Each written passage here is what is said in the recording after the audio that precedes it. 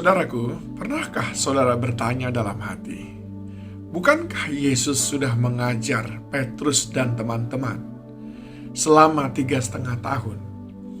Mengapa Yesus masih menyuruh mereka, jangan tinggalkan Yerusalem sampai Roh Kudus turun?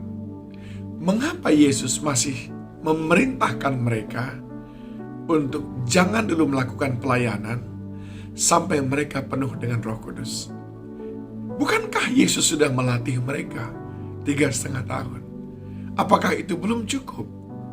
Kenapa Yesus justru mengatakan kepada mereka, tunggu Roh Kudus, nantikan Roh Kudus, baru engkau memiliki kapasitas yang cukup, baru engkau sempurna diperlengkapi untuk melakukan perkara-perkara yang besar. Di dalam 1 Korintus pasal 3 ayat 19, mungkin kita bisa menemukan beberapa jawaban-jawaban antara. Ayat 19, karena hikmat dunia ini adalah kebodohan bagi Allah. Sebab ada tertulis, ia yang menangkap orang berhikmat dalam kecerdikannya. Nah, saudaraku yang dikasihi Tuhan, tentu banyak yang diajar oleh Tuhan Yesus kepada mereka. Tetapi Tuhan Yesus mau mereka itu bukan mengandalkan pengetahuan mereka. Mereka bukan orang yang mengandalkan ilmu tinggi mereka karena sudah banyak latihan. Tetapi Tuhan mau mereka mengandalkan Roh Kudus. Zakaria pasal yang keempat, ayat yang keenam. Firman Tuhan berkata, bukan dengan keperkasaan dan bukan dengan kekuatan, melainkan dengan Rohku, firman Tuhan semesta alam. Bukan karena gagah, bukan karena kuat, bukan karena pengalaman, tetapi karena Roh Allah yang ada di dalam diri kita. Itu sebabnya di dalam Yohanes pasal yang ke-14, Yesus mengajarkan kepada mereka.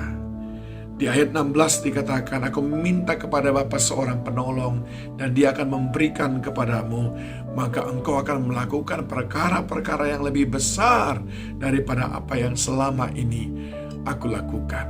Saya teringat akan kisah yang diceritakan oleh seorang hamba Tuhan yang luar biasa, namanya Stefanus, yang merupakan bagian daripada pembelaannya.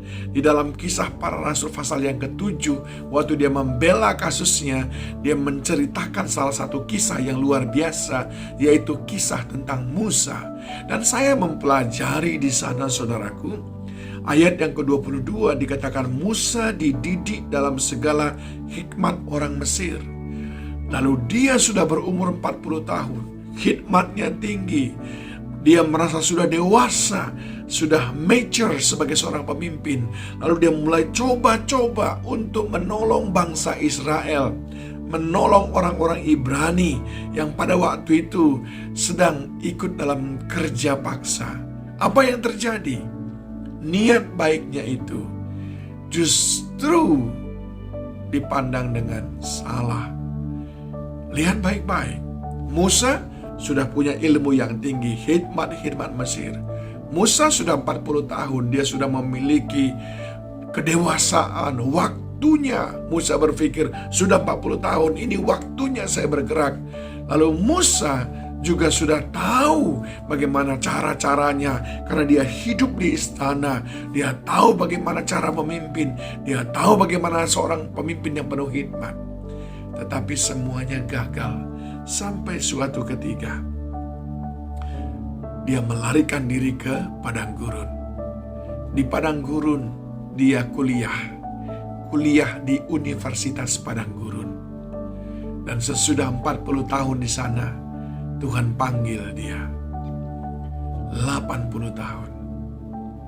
Bayangkan, kita mungkin berpikir 40 tahun waktu yang tepat. Tapi Tuhan berkata kepada Musa, tidak, 80 tahun. Kita berpikir mungkin 80 tahun sudah terlalu tua. Tapi Tuhan berkata, tidak, itu adalah waktu yang tepat bagimu memulainya. Dan sesudah itu Tuhan berfirman kepadanya, ayat yang ke-33 dari Kisah Para Rasul pasal yang ke-7, Tuhan bilang apa? Tanggalkan kasutmu. Tanggalkan. Ayo, apa yang selama ini kau anggap sebagai pelindungmu, apa yang selama ini kau anggap sebagai sumber pengetahuanmu, tanggalkan semuanya. Dan biar aku yang memperlengkapi engkau. Saudaraku yang dikasihi Tuhan, tidak pernah cukup. Seberapa banyak pun saudara sudah memiliki ilmu, tidak pernah cukup seberapa banyak pun pengalaman saudara.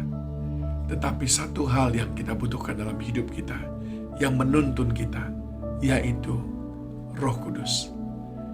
Kisah Para Rasul 1 ayat 8, Tuhan ingatkan mereka, jangan pergi kemana-mana, jangan bikin apa-apa, kalau tidak beserta dengan Roh Kudus, Sang Penolong dalam hidup kita. Roh Kudus menempati tempat yang tertinggi.